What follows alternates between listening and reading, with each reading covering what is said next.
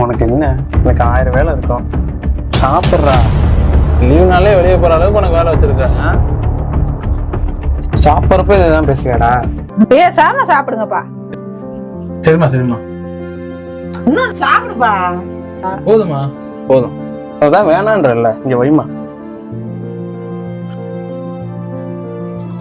அவன் தான் வேணான்னு சொல்றான்ல, அவனுக்கு போய் தோசை வச்சுட்டு இருக்கீங்க. அவன் அதோட எந்திரிச்சிருவான்டா, அதுக்கு தான்டா நான் சொல்றது.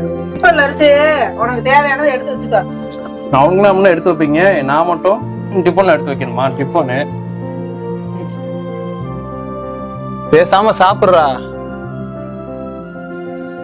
உனக்கு வேணுங்கிறத எடுத்து வச்சு சாப்பிடு.